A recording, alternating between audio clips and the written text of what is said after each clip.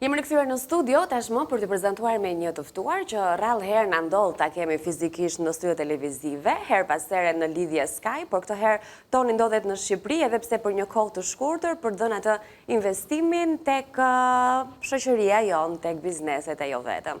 Ai është mentor, është gjithashtu këshillues strategjik biznesi, është një ndër ato njerëz që botën e sheh ndryshe, njeriu e sheh ndryshe, potencialin e sheh ndryshe. Dhe të gjitha këto do mundohemi t'ia vjedhim pak gjatë kohës që e kemi në studio. Toni Selimi, mirëmëngjes dhe mirë se erdhe.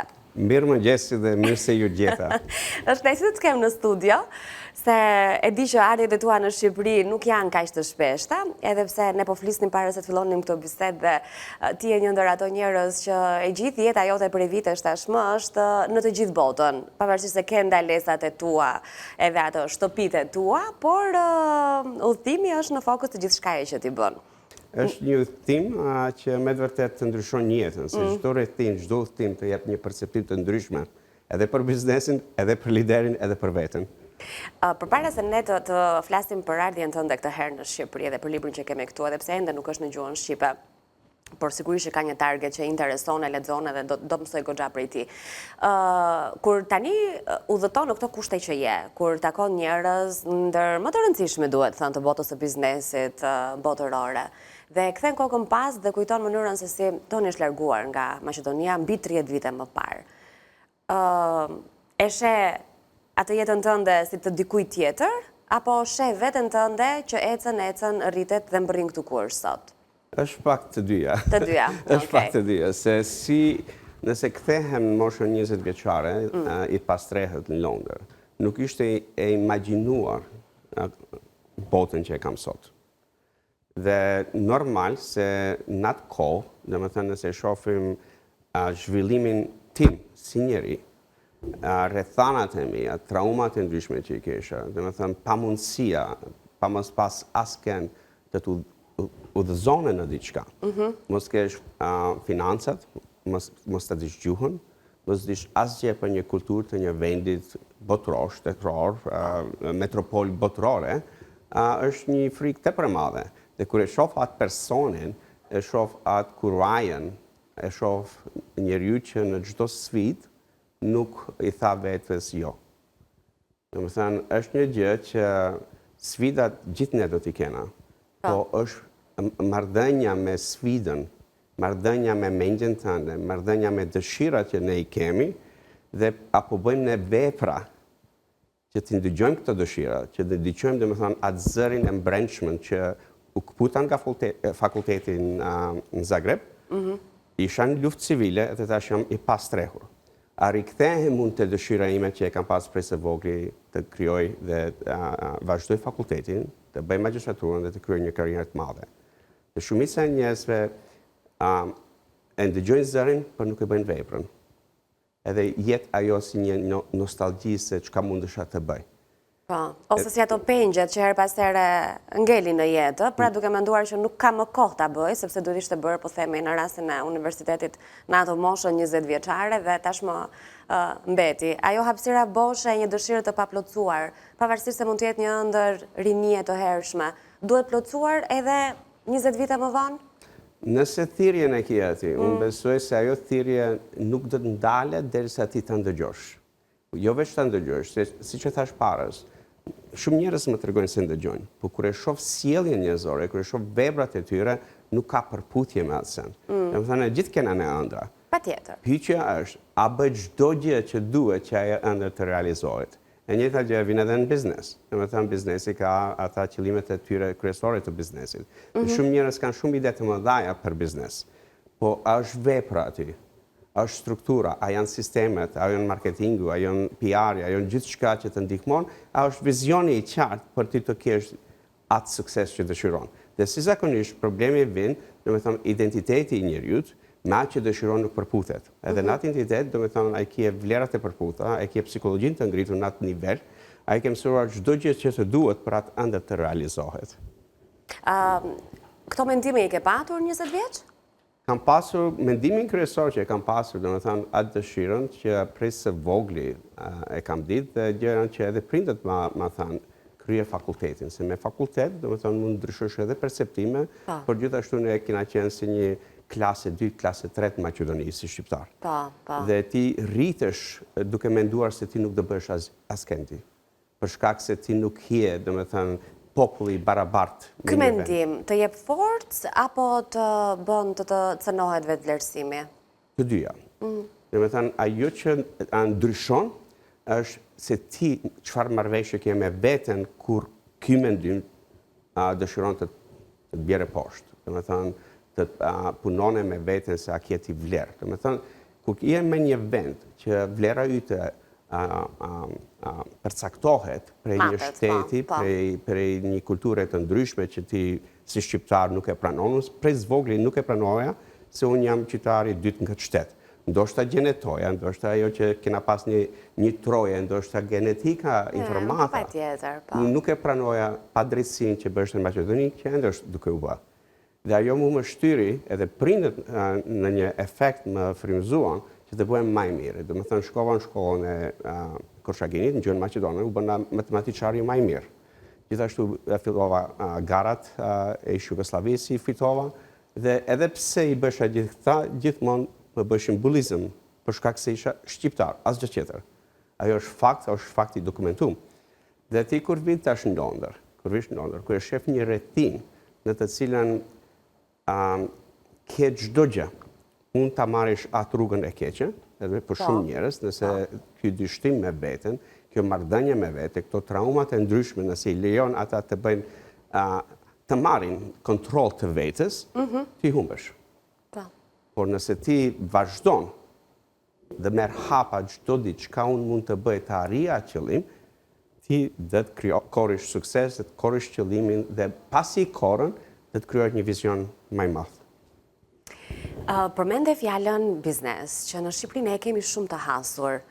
Gjëja e parë që të rinjtë sot duan të bëjnë, është të hapin një biznes. Ne kemi pak të dëshirën të paturit një gjë tonën, të mos jemi të varur nga të tjerë, të jemi të vetpunësuar, të kemi një stabilitet financiar, ndoshta të gjithë e kanë. Megjithatë bizneset në Shqipëri vitet e fundit duket sikur ai shpejt sa hapen, po ai shpejt edhe vjet në pikpyetje e gjatësia e tyre. Edhe këtu ka një sër faktorësh. Ashtu sikur se ka dhe njerëz që kanë një kapital të caktuar, duan të investojnë dhe pikpyetja mbetet, po çfarë ka mbetur pa u hapur? Kush do të jetë biznesi që mua do më japi dorë edhe që do t'ja ndjej benefitet në një kohë të shkurtër? Çfarë i këshillon? Së pari, biznesi është një gjë tepër e mirë njeriu ta nisë. Dhe me thënë, çdo njeri në vete ka një dëshirë dhe qëllimi pse nis biznesi është shumë i ndryshëm për çdo individ. Dhe me thënë, disa individ dëshirojnë të iken nga familja, të jenë të pavarur. Disa individ kanë fëmijë, dëshirojnë që fëmijët e tyre të shkojnë në shkolla më të mira, dhe me thënë, u duhen financat. Disa njerëz kanë një qëllim, dhe me thënë, unë duhet bëhem dizajnerja më e mirë. Po, për famë, për karrierë, për emër. Megjithatë, në fund përgjigjja për të gjithë është pasuria.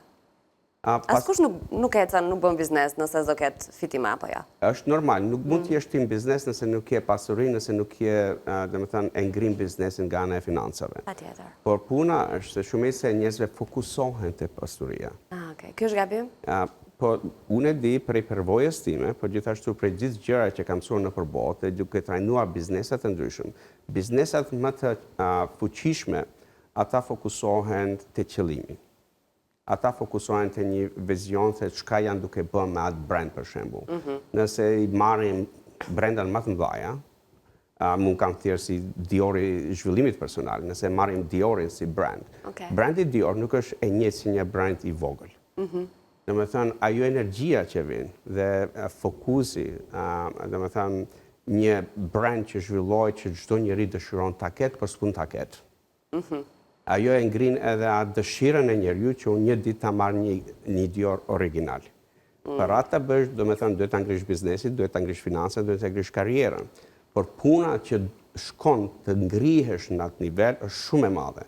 Shumica e njerëzve nuk janë të përgatitur ose dojnë ta bëjnë punën e një biznesi të madh. Por e kanë dëshirën si biznesi i madh. Domethënë, këta janë gjëra që nëse dëshiron të kryesh biznes, fillo me një hap të vogël. Edhe fillo me një pyetje shumë të thjeshtë. Domethënë, ç'ka është ajo unë ose biznesi jem bi vlerën treg. Dhe çfarë probleme unë zgjedhin atë treg. Shumica e njerëzve s'kan asnjë farë qartësi për këtë pyetje të thjeshtë. Po, në fakt. Nëse për shkak se ne si kulturë, ne kena ngjak në rritjen e bizneseve.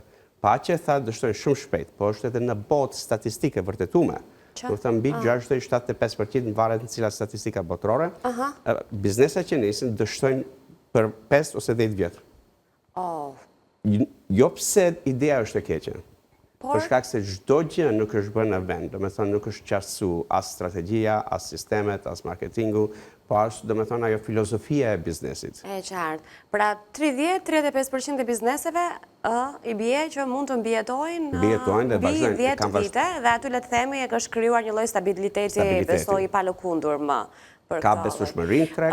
Toni, si është realiteti në Shqipëri? Për sa i përket botës së biznesit? Realiteti Shqipëri, do të thënë, kena anë të biznesit që janë zhvilluar disa sende. Po probleme më kryesor, unë kur takoj klienta dhe biznesa që këshilloj këtu, së pari kje, do të thënë, inteligjenca artificiale është duke zhvilluar shumë më shpejt se kultura ose mendja e liderit ose njerëzve në biznes. Dhe nuk kanë një farë trajnime që ata të zhvillojnë dhe të punojnë inteligjencën artificiale në mënyrë të përputhjes të strategjisë të biznesit. Ne dëshirojmë çdo gjë i marrim dhe besojmë dhe çdo gjë bëhet me një herë. Dhe gjithashtu e shofi shumica e njerëzve këtu nga ana e shëndetit, unë e shofi ata janë ndoshta krijojnë korin suksese, po nuk e kanë atë energjinë fytyrë ta shohësh se njëri është i përmbushur, se është i lumtur. Nëse shef kulturën e biznesit, shumica e njerëzve shqiptarë që punojnë në biznese ndryshme janë të pakënaqur. Do të thonë produktiviteti është më i vogël. Dhe nëse i shohim sistemet e ndryshme, biznesa shqiptare ende disa janë pas sisteme total, disa kanë sisteme shumë elementare kur biznesi, bota e biznesit është zhvilluar shumë shpejt. Shumica e tyre nuk kanë një plan program, një strategji, një vizion, një përputhje të vlerave në biznes. Domethënë kanë ideja në kokë dhe ideja është në kokë dhe i tregoni njeriu kjo është ideja. Pas kërkund ajo nuk është evidentuar, nuk është për gjuhën e biznesit, domethënë edhe punëtoria nuk janë të lidhur me biznesin, me vlerat e biznesit që atë të krijohet një kohezi. Në gjithë biznesit, gjithë shkojnë në një drejtim. Edhe një pyetje kam, po tani duke u larguar nga Shqipëria, duke qenë se e thash edhe më herët, jeta dhe puna të ka bërë të jesh kontakt me njerëz që ndoshta ne thjesht emrin e kemi lexuar, edhe sigurisht që nuk është aq e lehtë ta takosh apo të kuptosh filozofinë e tyre, mënyrën e të jetuarit, të menduarit apo e të punuarit. Dhe në këtë pikë jam kurioze të di, nëse ne vendosim përballë njëra tjetrës lumturinë edhe pasurinë, këta njerëzit super të pasur e super të fuqishëm, janë të lumtur? Një miliarder më ka thënë në sesion, kur bëshim do me thënë zgjidhjen e disa problemeve që bëjnë të palumtur. Ta kanë thënë ata, apo e thot mendësia? Ne flasim për aty që ka ndodhi me klientët, posaçërisht për këtë pikë. Toni tha, më mirë të jemi pasur dhe i palumtur se sa i palumtur e i varfër. Po i lumtur dhe i varfër? Se nëse flasim për palumturi, pastaj sigurisht që më mirë, palumturinë e ke, po të paktën ke pasurinë, po ndërkohë nëse do ishin... Nuk kam taku njëri që është i varfër dhe i lumtur. Kam taku me miliona njerëz. Dhe me thanë, nëse shohim me të vërtet varfërinë me sy qartë, jo me fantazi. Një njëri që është i varfër, që është rrugëve, që s'ka asgjë, kam qenë në atë moment. Nuk mund të jem të japi vetvetes jam i lumtur se jam i pastrehet, se s'kam bukës, se s'mund ta paguaj shkollën, s'mund ta paguaj banesën, s'mund ta paguaj njerëzit ose diçka që unë kam vlerë.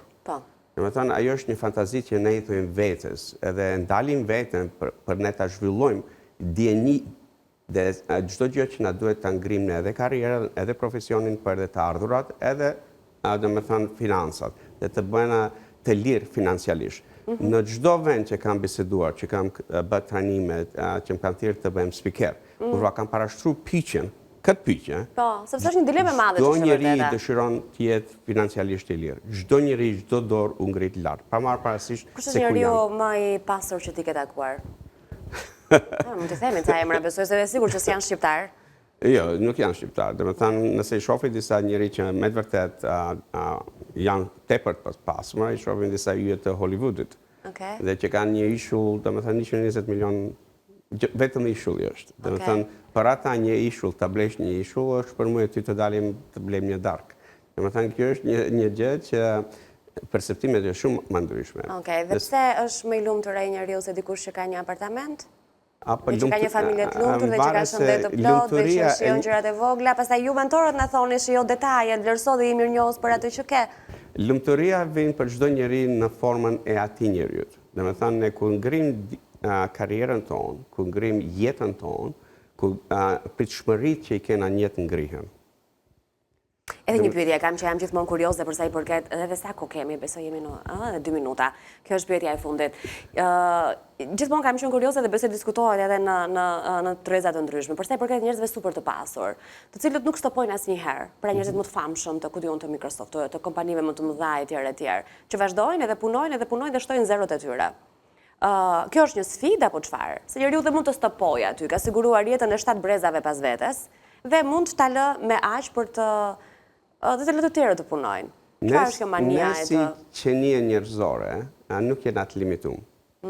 Domethënë, është kjo palimitja në vete që ne kur korrim një sukses, dëshirojmë suksesin tjetër. Të kapim tjetrën. Domethënë, është si me veten, domethënë. Si me veten. Domethënë, nëse ne shohim me barin një banesë 2 dhomshme, ne kena 2 fëmijë, ne tash duam 4 dhomshme. Nëse krijojmë një biznes të vogël, e dëshirojmë biznesin më tjetër. Nëse ne shkojmë në Shqipëri, ne do shkojmë në Maqedoni. Nëse ne dëshirojmë të shkojmë në Moldive apo në Itali, ne dëshirojmë të shkojmë në Amerikë. Domethënë, dëshira e njeriu, ne nuk jena të krijuar ta limitojmë veten. Me thënë kaq. Me thënë kaq. Edhe është kjo gjithashtu edhe problem, po edhe zgjedhje. Po, e vërtet. Ajo varet prej njeriu, se a e ndëgjon zgjedhjen, a e ndëgjon problemin. Zgjedhjen e problemit nuk po të pyet, të zgjedhim ëndrrën, zemrën, intuitën apo mendjen, logjikën? Balancë të dyjave. Domethënë, të zgjedhësh ato 51 me 49. Të zgjedhësh zemrën, unë gjithmonë zgjedh zemrën, po edukoj mendjen në atë mënyrë që mi plotëson dëshirat e zemrës. E bukur kjo. Toni, faleminderit. E kënaqur të të kisha në studio. Të pres përsëri, e di që do jetë larg dita kur do jesh në Shqipëri, megjithatë pse jo kështu virtualisht mund të lidhemi përsëri. Faleminderit, të uroj rrugë të mbar, suksese kudo. Faleminderit, është kënaqësi. Kënaqësia ime. Shkojmë në publicitet tani.